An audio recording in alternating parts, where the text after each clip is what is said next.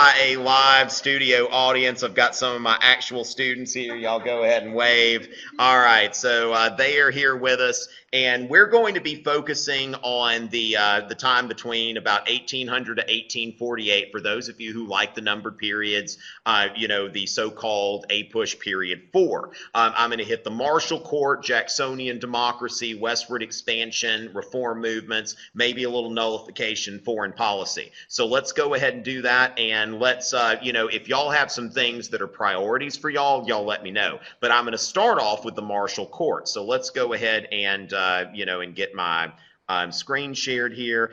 Y'all go ahead and kind of, let me know on the chat what your priorities are. I think that's pretty important. But let me go. Oh, yes, we'll get into judicial review. And Jessica, you are back. You did such a great job last night. You were a rock star last night. So let's go ahead and share my screen and get started with this, ladies and gentlemen. So let's go into the Marshall Court. All right.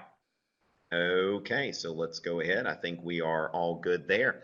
All right, and Maddie, just let me know if we have any issues. I'll be looking at my phone, and we're going to take a quick run through the Marshall Court. Now, I've got some videos on this subject, as does my friend Hip Hughes. I'm going to go through this pretty quickly and just kind of hit the brass tacks and, go through this not as slowly as I would in a video. So if you want the slower version, of course, I do have a video on it. And let's see what we've got here. So the Marshall Court, the revenge of the Federalist, okay? So as far as this goes, ladies and gentlemen, Jefferson, okay, my man Jefferson, okay, but this, all right, we want to look at the election of 1800. We see that Jefferson won this election, and this is really a turning point in American political history because the Federalists had controlled the presidency up to this point. I know Washington was technically nonpartisan, but was kind of Federalist leaning. And so now, after Washington and Adams, Jefferson has won the election. And Jefferson wrote in a private letter to a friend that I shall, by the establishment of Republican principles, sink federalism into an abyss from which there shall be no resurrection. Now, note when we think about documentary sources, okay, this is a private letter. So what could we say about a private letter, Logan? It's not shared with anyone else. So what do we think of his words there versus Jefferson's first inaugural address, where in public he says, we are all Republicans, we are all Federalists. But in private, he says this. Now, which one are we going to believe about Jefferson's real goals?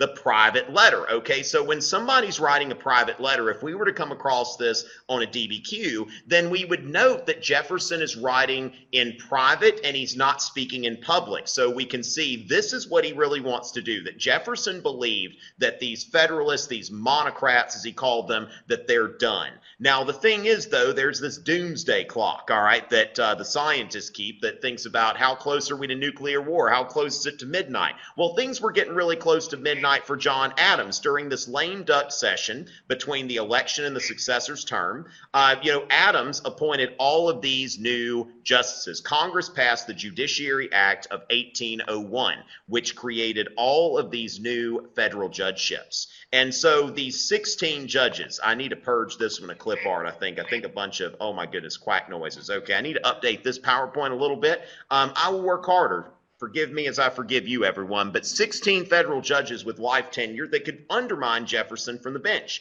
And then there's John Marshall, who was a Federalist. He had been the Secretary of State for John Adams.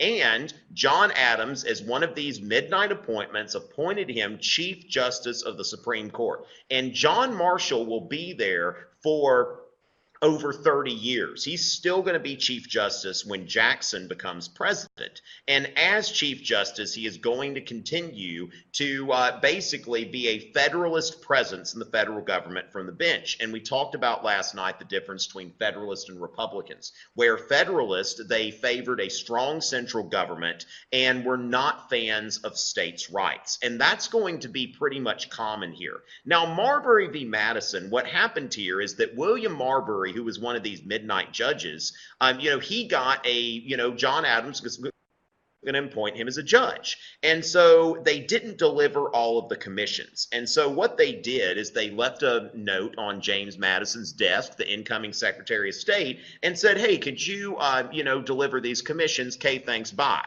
And James Madison did not deliver the commissions. I mean, after all, these are judges that if they get their commissions, then they're going to make decisions they're going to be thorns in Jefferson's and Madison's sides. And so William Marbury sues. He says that he wants a writ of mandamus. Now, the Judiciary Act of 1789 authorized the Supreme Court to issue a writ of mandamus, basically to say that from the bench, I am mandating that James Madison deliver this commission.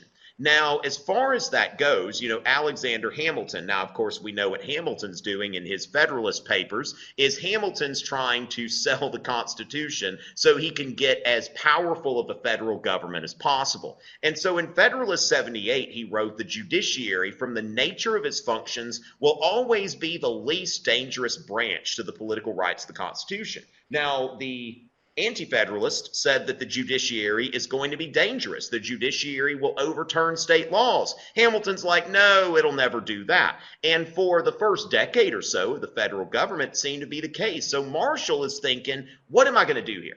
Because if Marshall issues a writ of mandamus, then James Madison and Jefferson might just say no. It's kind of like later on when Andrew Jackson said, John Marshall has made his decision, now let him enforce it. And so, basically, what's Marshall going to do? Well, what he did was he said, you know what, I actually can't do this because the Judiciary Act of 1789 is unconstitutional. And what do they call this when the Supreme Court strikes down a law and calls it unconstitutional? Bailey? Judicial review.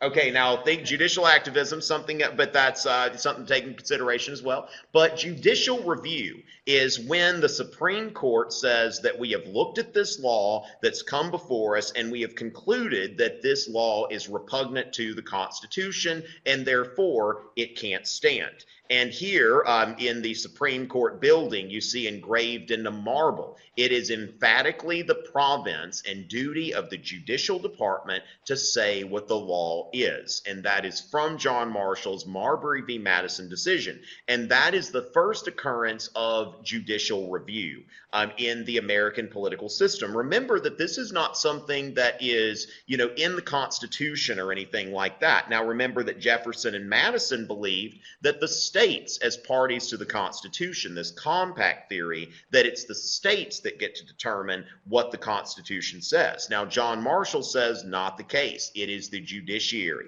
So the Supreme Court can declare laws to be unconstitutional. Now, in this case, a federal law, but the Supreme Court will move on to state laws sometime later.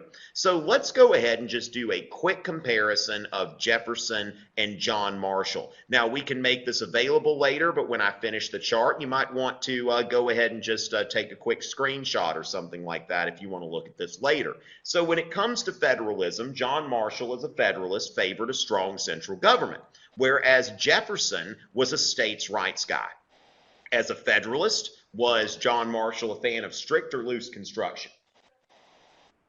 Loose. Okay, remember, loose allows us to do more with it. Okay, so if the Constitution is interpreted strictly like Jefferson would want it, the Federalists are the ones with this kind of Comic Sans view of the Constitution, just loosey-goosey. And, there are a few times when it's appropriate to use Comic Sans, but the Federalist interpretation of the Constitution is one of them. The Constitution, it's a living document. It's a guide, all that kind of stuff.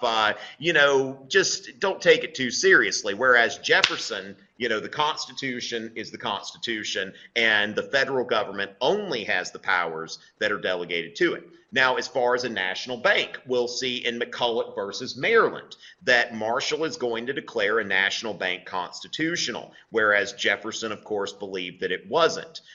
The Marshall Court is also going to favor commerce and business. When we look at Gibbons versus Ogden, the Marshall Court is really into supporting business business activity, okay? So the Marshall Court is not friendly to states. It is friendly to the federal government and institutions associated with it, and it is also business friendly. So Marbury v. Madison, where Jefferson likes agriculture, of course, Marbury v. Madison, it says that the Supreme Court interprets the Constitution, whereas Jefferson believed that the states interpret the Constitution. Compact theory. Okay, so I'll give you just a second to take a look at that if you're watching, if you want to take a quick, quick screenshot or something like that. And this is really the key, to understanding all of John Marshall's decisions on the Supreme Court. And so as far as that goes, let's see here. All right, so aside from Marbury v. Madison, there are two decisions that I think are super important, not only for AP US History, but also for AP Government, if you're taking that, or you will take it. And so McCulloch versus Maryland, Maryland put a tax on the Bank of the United States. Now, what we've got to do here is we think about John Marshall's constitutional principles. And John Marshall, okay, on one side, he's got a state. On the other side, he's got the national bank.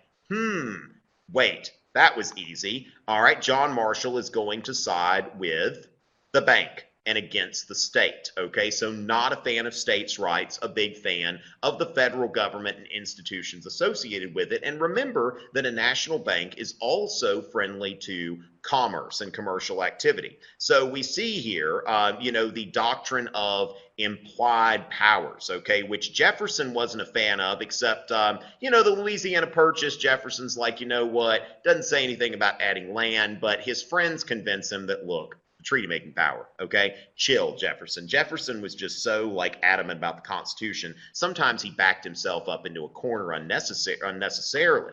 All right, but the Louisiana Purchase will often be mentioned on exams as something that challenged Jefferson's own understanding of the Constitution, which it certainly did, but certainly not as much of a leap as a national bank. And so as far as that goes, ladies and gentlemen, then we go to Gibbons versus Ogden. Oh my goodness, I must have clicked on Steamboat Willie. Everybody should watch Steamboat Willie, which we did in my class here. Now okay, so there we go. All right. So Steamboat, okay, I must have accidentally clicked on Steamboat Willie there. All right, so John Marshall, what was happening here is there was a steamboat line, which actually Cornelius Vanderbilt was just getting his start here, running a steamboat line between New York and New Jersey. Now, the state of New York said, now listen, a state, okay, so we already know how John Marshall feels about this. The state of New York said, no, we're giving a monopoly to Robert Fulton's company.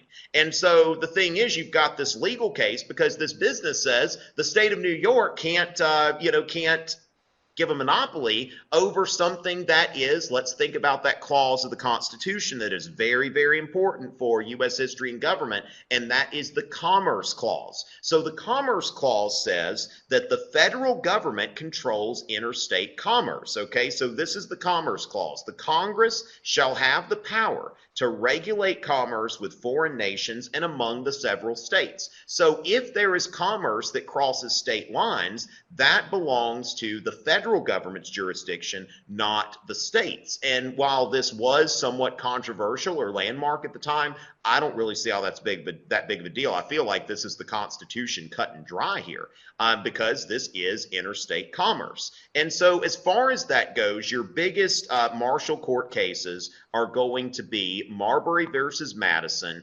McCulloch versus Maryland, and Gibbons versus Ogden. Okay, so that gives us a bit very good. States cannot regulate interstate commerce, only the commerce intrastate within a state. That's why you sometimes pay, you pay sales tax when you're buying something within a state. Yeah, don't watch anime tonight. Study for your exam. Okay, so I tell you what, the chat. Somebody trying to hate on my tabs there. All right, so as far as that, ladies and gentlemen, I feel like going into Jacksonian democracy and nullification. Does that sound good?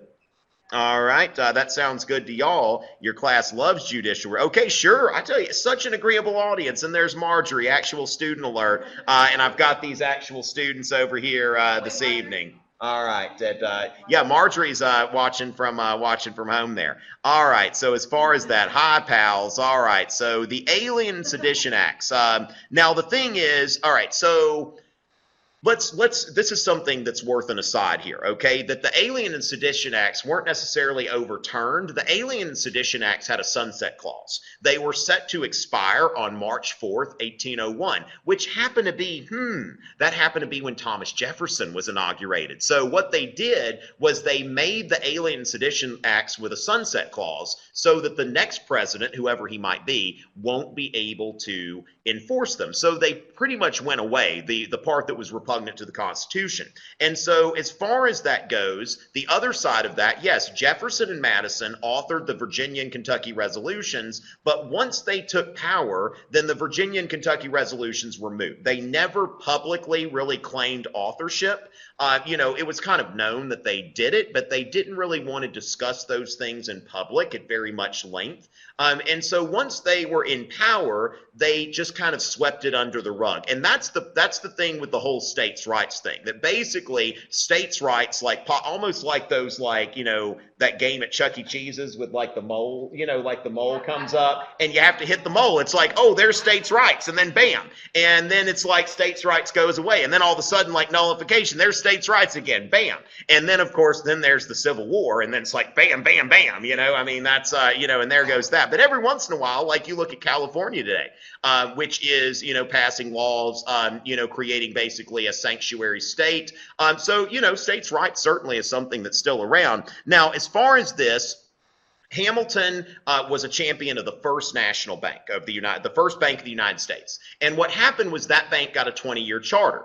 Well, during Madison's term in office, but before the War of 1812, then what happened was that he let the bank expire. Now, Jefferson didn't try to kill the bank while it was still there or anything, but Madison let it expire. Now, of course, then the War of 1812. And, it's like before the War of 1812, we're thinking we can just farm and stuff. And after the War of 1812, you've got the, this American system. Henry Clay, who was a war hawk, he's a war hawk, but now he's eating crow because he was like, let's go to war, let's go to war. And it ended up we weren't really ready. And so the American system, NIP, National Bank, Internal Improvements, Protective Tariff. That's right, stay hydrated. That's some high quality H2O. Let me even get some more of that. Okay, yeah, I typically don't do the tea during live sessions, even though next week you might see me do that.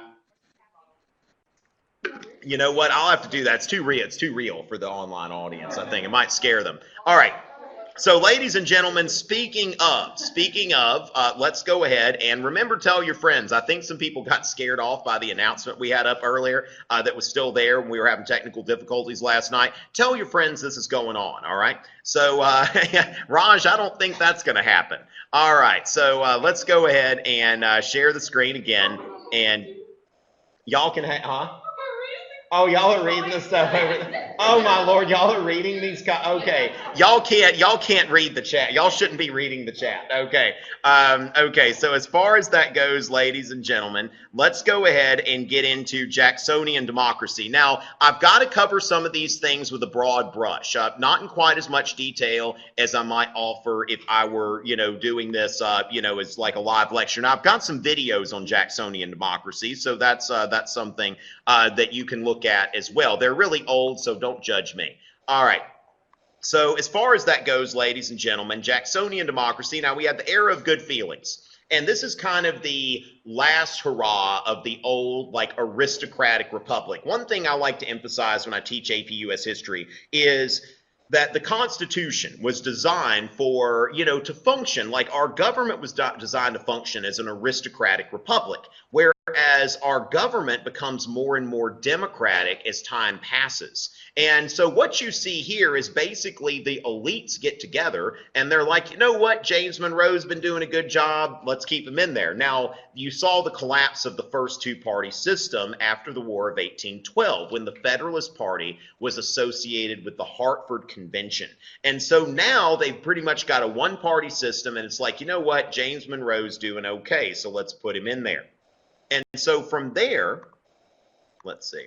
From there, what we need to do here is, this is the old system, okay? I want to explain to you how democracy works here. And really, under the old system, remember the Electoral College was set up in order to insulate the presidency from the people. All right, that you don't want this close connection between the people and the president, because, from there, I mean, it's just all of a sudden that, you've got all kinds of stuff in the news and everybody's going crazy over this and that. And, you look at all three of the, cable news websites, and it's all about these $130,000 payments and all that kind of stuff. The founding fathers were hoping to avoid that kind of stuff. And so, as far as that goes, that the voters would elect the members of the state legislature. And remember, by voters, I mean the people who owned property. And the state legislature would nominate they would appoint the presidential electors, who would then vote for the president. Now, that's the old system. And so the new system that is coming into effect, which is basically what we do now, that the voters vote directly for presidential electors, and that creates one less layer between the voters and the president, and it creates a more direct connection. So that's democracy, okay? And so what happens here, now, of course, you've got this chaos here during this time. It's like, whoa, look at that, okay? And, 4 people running for president. Now, this is the time between the first and second two-party system.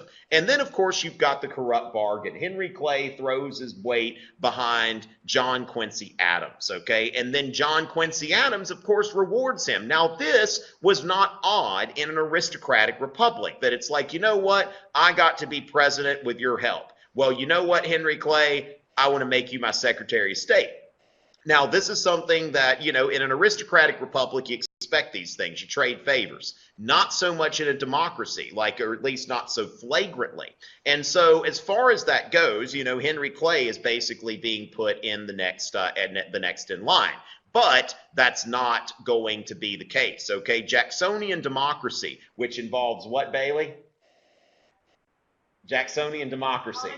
Belief in the common man. That's right. That's right. Belief in the common man, universal white male suffrage, and popular campaigning. Okay, these are things that had not been part of the political culture previous to this. And so, as far as that goes, now remember, Andrew Jackson didn't invent democracy, but he is benefiting from it. Okay, he's really just kind of the personification of this. And so, as far as that goes, you start to see candidate-centered campaigning, and a lot of it appealing to what you start to see as sectionalism as well. So here's Jackson portrayed as a man of the people, and then we see here, huzzah for General Jackson, down with the Yankees. Okay, so you see that we have this sort of sectional mentality that is developing, and we're going to talk about the Civil War tomorrow and what's leading up to that. Okay, so I'm going to skip over a few things here, and we're going to talk about the second two-party system briefly, which, there's all kinds of stuff there. But the Republican Party, you see the National Republicans and then the Democratic Republicans, which the Jacksonian faction starts calling themselves Democrats, and the National Republicans start calling themselves the Whigs after the opposition party in Britain. And so what we see here is a similar kind of graphic organizer to what I showed y'all last night, okay? So who was the leader of the Whig Party? Clay, very good. Henry Clay was the leader of the Whig Party, whereas Andrew Jackson was the leader of the Democratic Party. Now, when you imagine Henry Clay, imagine him as the next incarnation of Alexander Hamilton. So federalism, that the Whigs are much more nationalistic, whereas the Democrats are taking this Jeffersonian banner of states' rights. The Whigs tend to be elitist in their mentality, whereas the Democrats are embracing this new democracy. Now, the Whigs are pretty much, although there's a healthy two-party system between the 1820s and the 1850s, you've got for this about 25-year period or so, the Democratic Party is typically the more dominant party. The Whigs could only get elected when they ran a war hero.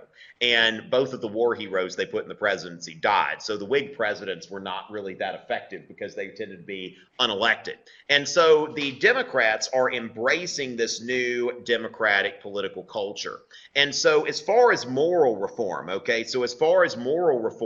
the Whigs tended to be more into that, such as temperance and abolitionism and that sort of thing. Whereas the Democrats, pretty much, they like the common man as he is, right, Bailey? They agree, they have a belief in the common man. And so the Constitution is loose for the Whigs and very strict for the Democrats. And again, we get into government involvement in the economy. So like Hamilton, Henry Clay believed that the government has an important role to play in economic development, whereas the Democrats tend to be laissez-faire in supporting the existing agricultural system. And so sectional support, the Whigs were very strong in the Northeast, strongest in the Northeast, and the farther south and the farther west you got, the more powerful the Democrats were. Now, this tells you something because, you know, as far as the westward expansion, the nation is moving south and west. Now, again, the American system, NIP. What's NIP? All right, I tell you, I've drilled that in y'all. Okay, National Bank, Internal Improvements, Protective Tariff. And that is Henry Clay's American system, and the Democrats are not so into that American system. All right, so as far as that, and remember that Jackson, you know, wasn't a fan of the National Bank, that Jackson vetoed the recharter of the Second Bank of the United States. Okay, so the Second Bank of the United States got a 20-year charter after the War of 1812. And then it was running out during Jackson's term, and, you know, Jackson basically killed the bank, as he said, before it could kill him, right? All right, so as far as that goes, all right, well, yeah. Now, so did the Jeffersonian Republican Party turn into the Democratic Party?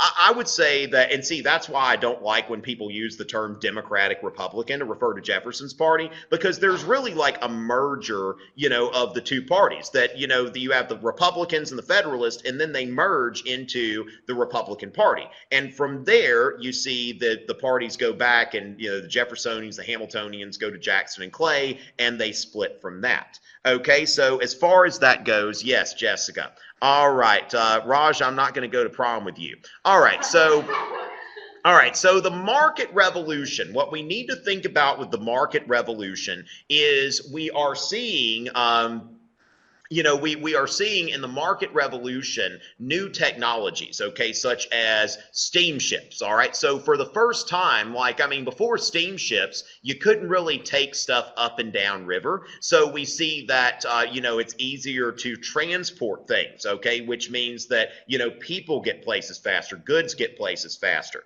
and all of that kind of stuff. Okay, so yeah, so the steamboats were developed by Robert Fulton. And this is something that what we see with Jackson, and this is something if you want to think about, you're thinking about social changes, is that you see the self-made man, that it's getting to where it's getting, you know, more common for a single individual to rise from basically nothing and get to the point where they are very, very wealthy. Of course, we'll see even more of that. You know, we'll see even more of that in the Gilded Age, okay? But this is really where that market revolution is creating a greater amount of social mobility. And so a few things here. Let's go ahead and, you know, and take a quick look at the territorial acquisitions. Now, what I have planned for the rest of this, territorial expansion, I want to get into a little bit, and then look at nullification and the reform movements. Does that sound good? Era of good feelings, just know, you know, James Monroe was president. The era of good feelings is that time between the first and the second two-party system, okay? Now, the Monroe Doctrine, all right, the Monroe Doctrine, which if you look at my Twitter, at Tom Richey, then you can see my new meme where I've got, you know, basically Teddy Roosevelt and James Monroe, the Roosevelt corollary. My favorite president is probably Jefferson because he's just my favorite, you know, person. Jimmy Carter, okay, that's one of my colleagues. That's his favorite. Okay, so as far as that, y'all are hilarious here. Now, yes, manifest destiny, manifest destiny. Now, James Monroe was the president in the era of good feelings. I tell you what. Now, so as far as that goes, ladies and gentlemen, let's go into that. Now, immigration, what you need to know about, you need to know about the wave of Irish immigration during the antebellum period. That's important, okay? We've got an Irish over there, all right? So, you know, the Irish people coming in. Another thing is before the Irish came in during the antebellum period, there were next to no Catholics. Yes, Marjorie, that was TJ making an entrance here. And so as far as that goes, Logan, and can you make a sign-in sheet? We need to make a little note of when people came in for y'all's seat time and all that kind of stuff. All right. Now the Irish are in the 1840s. You know, a little bit before, a little bit after, but the Irish are coming in mostly in the 1840s. And so, you know, in the 1870s, you're starting to get a lot of Chinese immigration. Now, there may have been some more Irish, but not so much, not like you have in the Antebellum period. In the late 19th century, you've got the, you know, the Chinese immigration, which leads to the Chinese Exclusion Act. And then at the turn of the 20th century, you have the new immigrants, these, you know, people from Southern and Eastern Europe, and another round of Catholic immigration. Okay, so as far as that, let's see. So, ladies and gentlemen, let's go ahead and take a look at a few things here. And I would like to just kind of note, now remember, manifest destiny, okay? Manifest destiny, which I, you know, always show that, that painting, American Progress. I don't have it on me right now at the moment. But you know what? Let's look at all these tabs I've got open. American Progress, okay? Manifest destiny. Now, manifest destiny, okay, it says it's waiting. How do you wait for Google? Okay.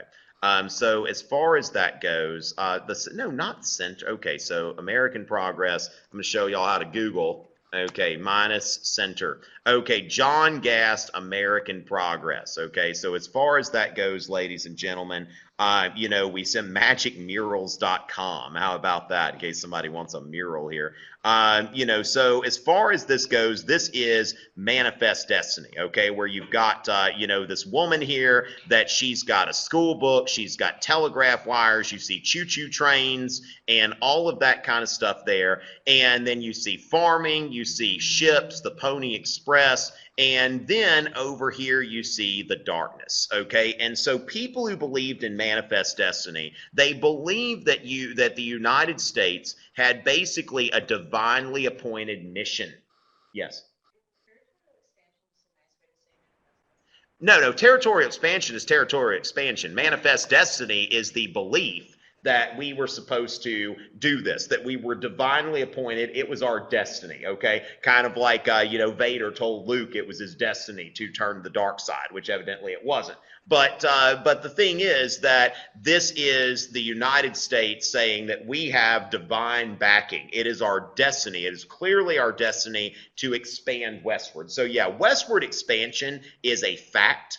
Manifest destiny explains the why. What was it that was pushing Americans to favor going out west? So when Jefferson, you know, when Jefferson did the Louisiana Purchase, you know, Jefferson said in his inaugural addresses, he compared the United States to Israel, believed that we're a chosen people. After all, we had a bunch of farmers, and farmers are the chosen people of God, right? Now, the thing is, note that the Louisiana Purchase happened in 1803, whereas Texas annexation didn't happen until 1845. So you see 45 and 48. Now, 46, we'd already claimed Oregon anyway, so that's not really as big of a deal. We actually made a compromise with the British over Oregon. But when you look here at Texas annexation and the Mexican cession, 1845 and 1848, that's what's going to create the controversy that's going to lead to all of the political conflict of the 1850s. So when we think about the antebellum period, like in the 1830s, it was all about, remember the Missouri Compromise said in the Louisiana Purchase, what line was that?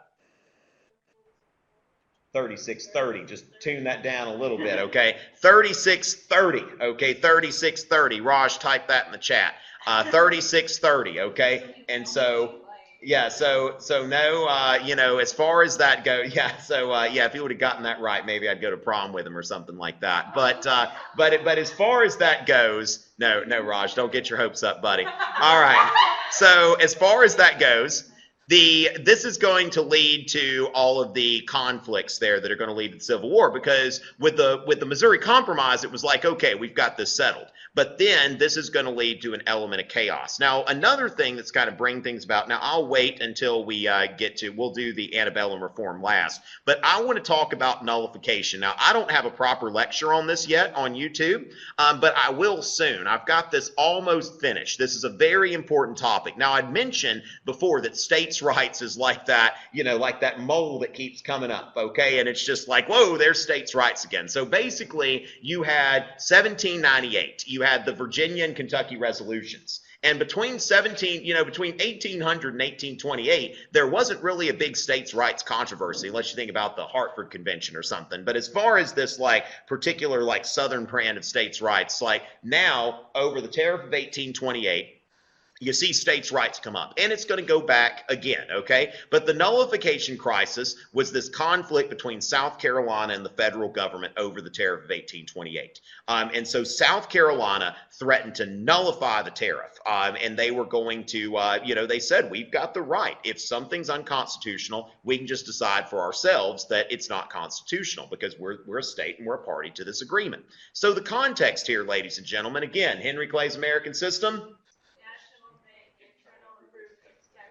Yes, and Logan, remember, we can't just say nip. All right, so, Henry Clay wanted to nip. All right, so, but the thing is, we've got to say what is there, okay?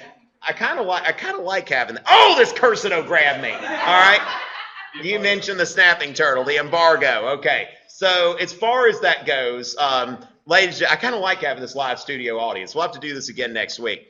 So remember that Henry Clay's American system, ladies and gentlemen, was a Hamiltonian system, okay? A system that called for an active federal government, self-sufficiency, internal trade, development of Western lands. And so Henry Clay's America was an America where the South produces cash crops, the North and the four middle states and the West produce staple crops.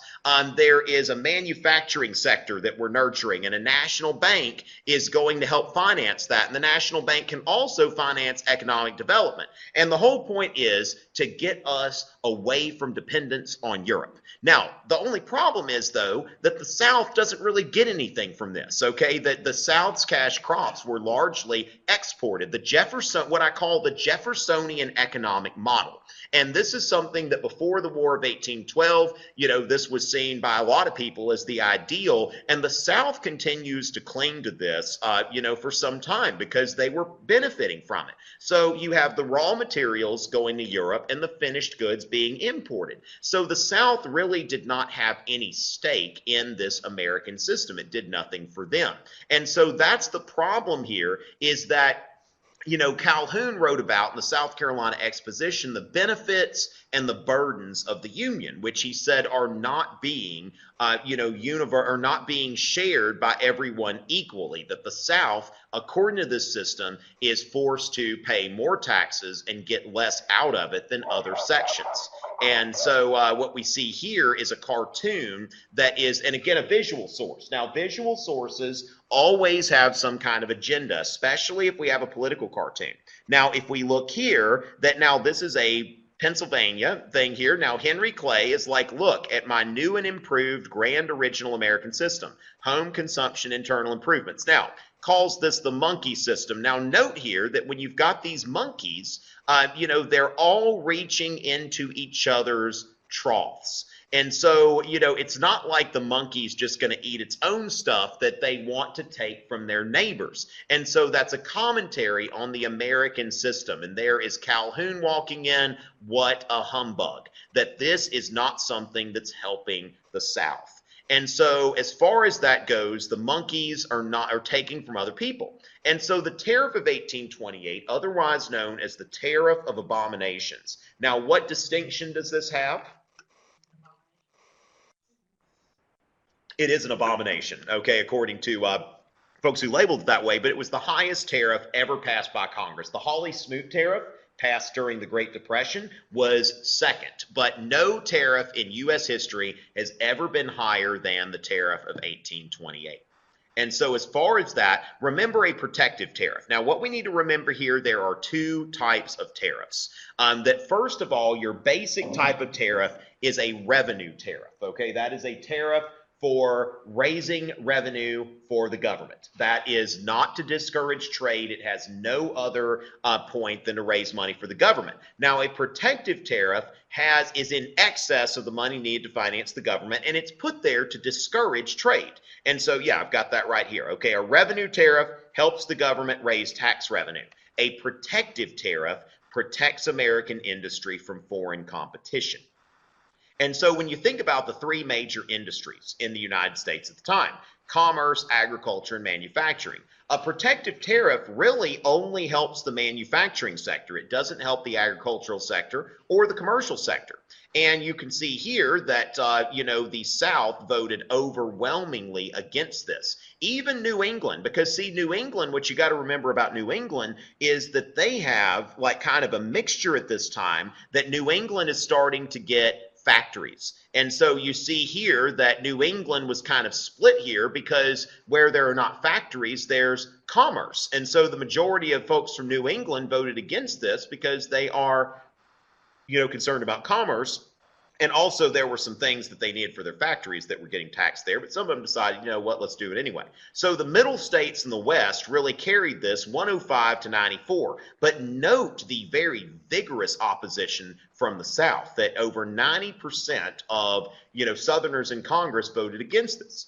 And that's where John C. Calhoun, is saying, look, the Constitution says that the Congress shall have power to lay and collect taxes, duties, which is a word for tariffs. At the airport, you see the duty-free store, tariff-free, imposts and excises, to pay the debts. Now, notice that this is a comma, not a period. It doesn't just say that the government has unlimited power to tax, that the government has power to pay the debts and provide for the common defense and general welfare of the United States. So if it doesn't do these things, then according to a very Jeffersonian strict constructionist standard, then a tax that doesn't do these things is not constitutional. And so the question here, how does a state respond if the federal government passes unconstitutional legislation? That has never been decided. Now, of course, we can go to the Supreme Court. Well, the Supreme Court's part of the federal government. So, the thing is, it's like the state really doesn't seem to have recourse. I mean, are you going to go, are you going to go talk to John Marshall about it? Good luck getting John Marshall to, sympathize with your state. And so as far as that goes, we've got a real quandary if you're South Carolina. And so Calhoun proposes nullification as a remedy for this, okay, that the state can just decide, you know what, we're not going to enforce this because we agreed. When you look at the compact theory of the Constitution, we agreed to it. And, this is beyond what we agreed to, so we're just not going to do it. Kind of like if the bank calls me and they say that we're going to up your mortgage $200 a month. I'm going to say, no, you're not, because we didn't agree to that. And so therefore, I'm going to keep paying what we agreed to. That's how Calhoun sees nullification. And he's going back to the 1798 Kentucky resolutions, where ironically, or is that irony, like if Calhoun was the vice president and Jefferson was the vice president, or is that just a coincidence? Tony Stark, Captain America. Well, wait, that Tony Stark's Iron Man. Is that? Oh. Okay, well, anyway, but the thing is, they were doing the same thing. That Jefferson, as vice president, anonymously wrote, states' rights propaganda, and then Calhoun does the same thing. Okay, that basically Jefferson wrote that if the federal government goes beyond the Constitution, its acts are unauthoritative, void, and of no force. And so basically Calhoun in 1828 in the South Carolina Exposition, sometimes referred to as the South Carolina Exposition and Protest, he is making a very similar kind of argument here.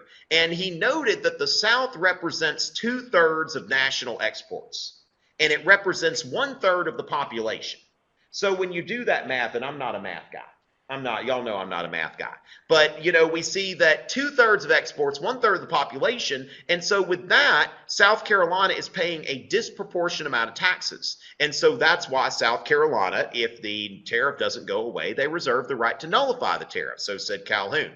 The Hayne-Webster debate was between Robert Hayne and Daniel Webster. Now, what we see here, and this is going to be something we'll want to revisit tomorrow, okay? Because when we think about the Civil War, you know, part of the problem here is there's a disagreement over what the Union is. And so Robert Hayne is from South Carolina is going pro-nullification. That, you know, the independence of the states is the backbone of our system. Whereas Daniel Webster says, you know, that I believe that the union of the states, I would strengthen the ties that hold us together. So the Hayne-Webster debate, debates kind of go into this e pluribus unum, as we were talking about, out of many one. You know, is the United States going to be pluribus or is the United States going to be unum? There's not an agreement on this. So Hayne is promoting this compact theory of the Constitution that was gaining currency, in the South at this time.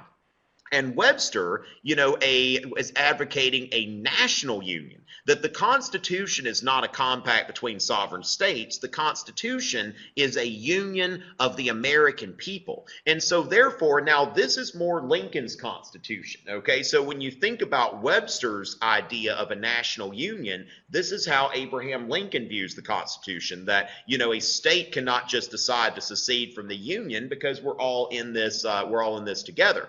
And so this was definitely a rhetorical victory for Webster, even though it's important to note at the time, most people understood the Constitution more akin to what Hayne was arguing, perhaps without the nullification bit. But as far as seeing the Constitution as a compact between the states. But Webster, his views are going to gain steam in the ensuing decades. And so Jackson, remember that Jackson, as a Democrat, was a states' rights guy.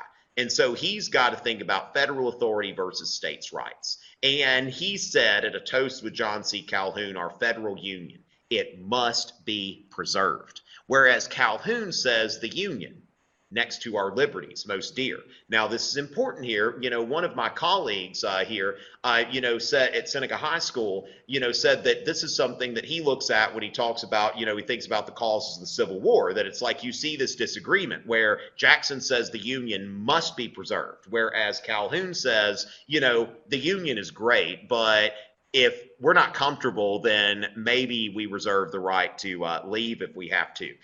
May we all remember that the Union can only be preserved by respecting the rights of the states and distributing equally the benefit and the burden of the Union. Now, this is going to, get kind of messy here. Calhoun ends up coming out in public for nullification and pretty much gives up any realistic chance he has of getting to be elected president. Jackson replaces Calhoun on the ticket with Martin Van Buren. So South Carolina in November of 1832 passes an ordinance of nullification. And Maddie, if you'll remind me, I actually, in addition to this PowerPoint, I've got a nullification timeline that I'll be glad to share with everybody after the event that I created. And so Calhoun resigns the vice presidency and becomes a sectionalist. And this is really what you're going to see moving forward in the antebellum period. Now, Congress does two things, okay, in response. First of all, you've got the bad cop, the force bill. So in 1833, Congress says Jackson can go into South Carolina and use force to collect the tariff. South Carolina responds by calling out the militia. But when Jackson's saying, hey, if there's a single drop of blood, I'm going to hang the first man I can lay my hand on upon the first tree I can reach. And so then who do we need right now? Clay. We need Henry Clay, the great compromiser. And so Henry Clay then puts forward the compromise tariff of 1833, which lowered protective rates incrementally over the next 10 years. Now, after 10 years, he's going to raise them back up, but that's how Henry Clay rolls, okay? Henry Clay, wants to basically diffuse this situation. And so there's a deal that South Carolina accepts Henry Clay's compromise tariff, and they rescinded their nullification ordinance. But then, just to make a point, they nullified the force bill. All right, and so can y'all give a little super hot fire thing there, make little sounds like, oh, yeah, all right. So they nullified the force bill just to show that they could do it. And so crisis averted, but here's the thing, okay, here's the problem here, that the crisis averted, but once again, like the states' rights mole is like coming up, and then it's like, bam, and then like it just goes away, and people never really settle it. And so as far as that goes, the Missouri Compromise, the Nullification Compromise, and the Compromise of 1850, y'all want to note, these are Henry Clay's three compromises. And what I think is important here is when we think about the rise of democracy, Henry Clay to me represents like the old aristocratic traditions. And so as far as that goes, like these old aristocratic traditions where we make deals, we compromise on things, okay? And so after Clay leaves the scene, we don't see any of that compromising anymore. So a few takeaways. Now, South Carolina played a bold game of brinkmanship that paid off in the short term. They got what they wanted in the short term. But John C. Calhoun, on the other side, will never be president, and he would spend the rest of his career as a sectional advocate.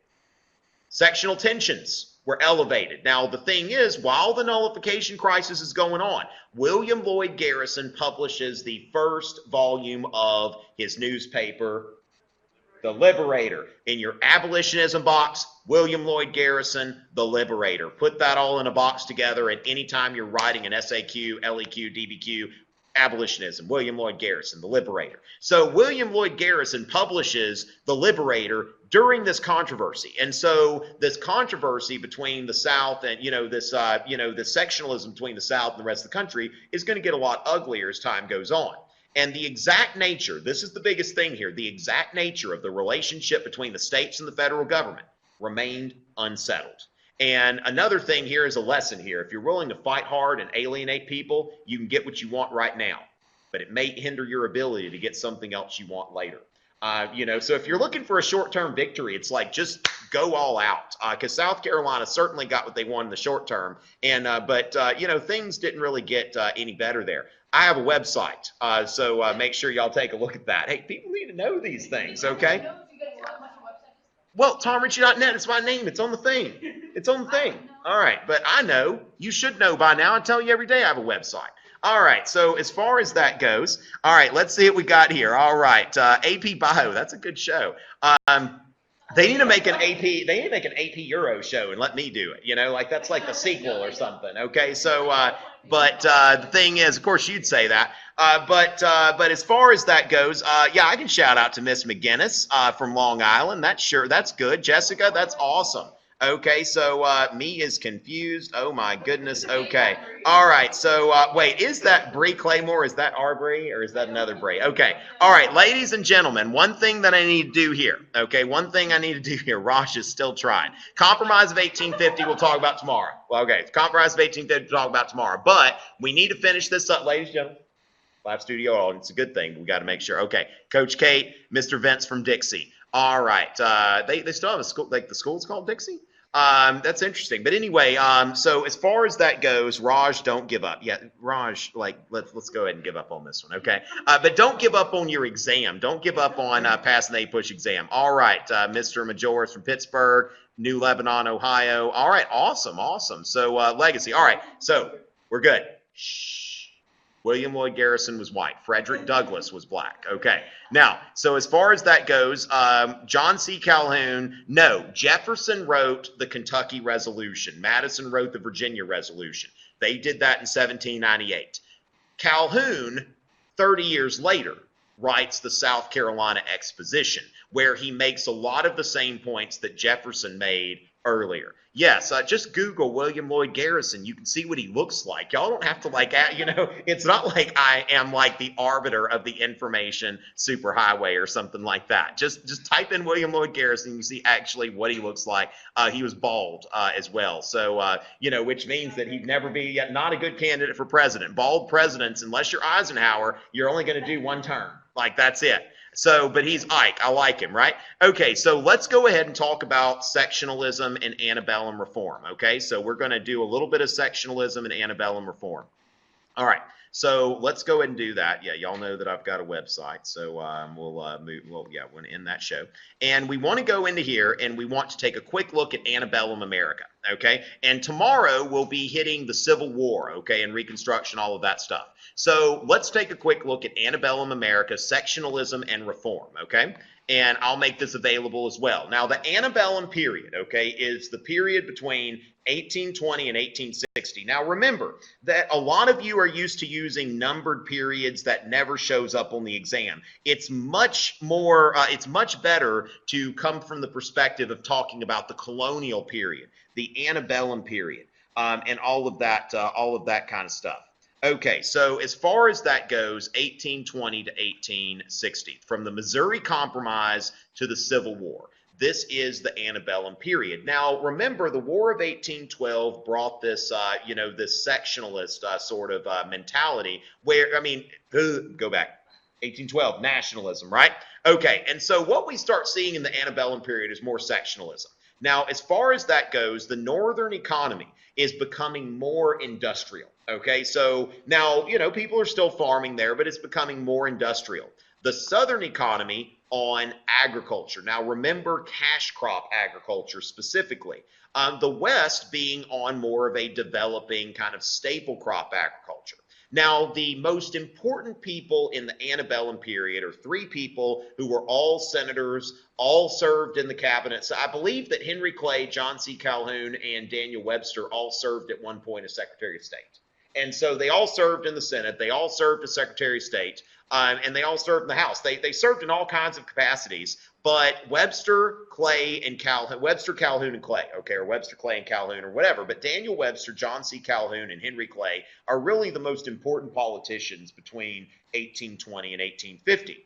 And your big things here being, the North is becoming increasingly during this time anti-slavery and pro-tariff to a point, especially with the industrial areas. The South being pro-slavery and anti-tariff, and the West really being concerned in a lot of ways about economic development. Remember, the West, Henry Clay's from the West, and that's the American system. So note that you've got these, sectional things between the North, the South, and the West. Now, antebellum reform. Let me give you a quick synopsis of antebellum reform before we call it a night.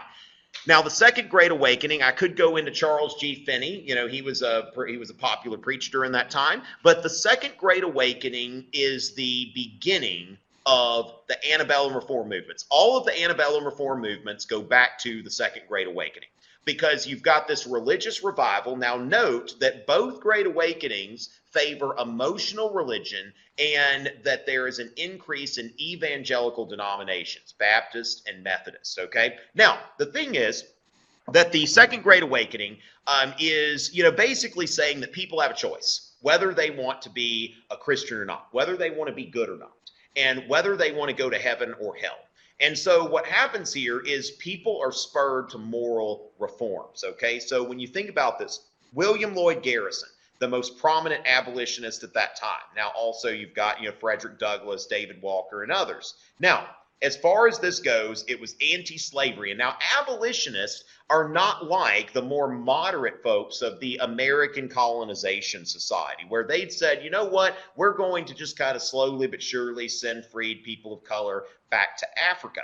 Whereas William Lloyd Garrison said, let's get rid of slavery everywhere and let's do it now. And people are like, even in the North, this was an unpopular opinion. It's like, what's this going to do to the economy? This is going to destabilize things. People are willing generally to accept things that exist. And so as far as that, I feel like there's like a Kanye joke waiting to be put in there, but no, we're not gonna go there. So as far as that goes, But gosh, Kanye should do one of these sessions, like one of these prep sessions. I would gladly yield to Kanye. No, not so much. Okay, I'll keep doing this then. Raj, don't worry, I'll be back tomorrow. All right, so as far as that goes, the temperance movement, anti-alcohol. Now, that's the other thing, at the time, now the average American drinks about 2 gallons of pure alcohol a year. At this time, the average American drank 7 gallons of pure alcohol a year. And, these people, like, they'd get drunk and they'd beat their wives. Now, that leads us back. Who is involved in abolition and temperance? A lot of these people are women, or middle-class women. And so the women's rights movement grows out of this. So remember that abolitionism and temperance grow out of the Second Great Awakening, whereas women's rights grows out of abolitionism and temperance. And we want to remember Elizabeth Cady Stanton and, of course, Susan B. Anthony, but I try to remember typically like one person for these things. Now, women should vote and women should have political rights. Now, one thing to remember here is that this isn't about necessarily women having equal social rights in the workplace, but first wave feminism is about women being able to participate as members of the political community. And I'm going to wrap up here. I know we're technically out of time, but I'm wrapping up. Now there's William Lloyd. Oh, and there's what William Lloyd Garrison looks like, ladies and gentlemen. There he is, a bald guy with glasses. The Liberator in 1831 started this newspaper on behalf of the American Anti-Slavery Society. Now remember that especially in the 1830s, people, saw abolitionism, even Northerners destroyed abolitionist press and had anti-abolitionist riots. They saw these people as agitators. And so that's the Liberator. Now you see the religious influence on these reform movements. Now, note that these reform movements, besides the Second Great Awakening, which is kind of everywhere, the South, really still carries the legacy of the Second Great Awakening, because we've got a lot of evangelical denominations here. But the reform movements were strongest in the Northeast as far as abolitionism and temperance, and they were weakest in the South. And so with this, the other thing is, I'm from the South, so I can tell you that when you tell somebody from the South that they're wrong about something, they just became more right. Even if this Southerner thought like, you know what, maybe I'm having some misgivings about this slavery thing, as soon as people start saying that slavery is wrong, then there's going to be this positive defense pushback, which we'll talk about more tomorrow. Oh, my video cut out. I don't know if y'all can still hear me. But let's see here. We're going to stop sharing there, and let's see. Can y'all still hear me? All right. So my video okay, you can still hear me. And just my video cut out. My camera was like, hey, Richie, it's 7:30. And so the video is back. You can see me. Yay, you can see me. All right. Miami Squad. Remember, I'm going to be in Miami. Tell your friends. Sunday at Ransom Everglades. Not a sponsor of the event. But I got to do the disclaimer there. Ransom Everglades, I'm going to be doing AP Euro from 9 to 1 and A Push from 2 to 6. $15 on my website, tomrichey.net/live, $20 at the door.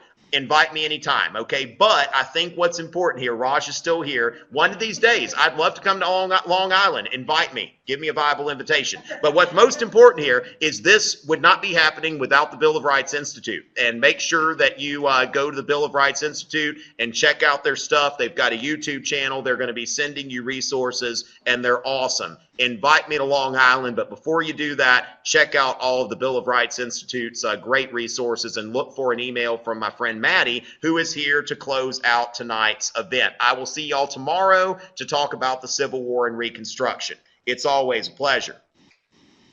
All right, hey guys, I just wanted to pop on really quickly. I'm sorry that my webcam wasn't working at the very beginning, but we've got it all figured out. So I'm going to go ahead and put my email right in the chat. You guys can email me if you have any questions or if you want any access to specific resources. I also am going to go ahead and link to our AP Prep webinar page. Now that page is actually how we're going to be getting all of the resources to you. All the links to these videos are going to be on the Bill of Rights Institute YouTube page, but they're also going to be linked on that page that I just linked. And I'll post it again so it doesn't get lost. You guys can access that, so don't be looking for emails. Instead, keep on checking that web page. So thank you guys for attending, and we will see you tomorrow night.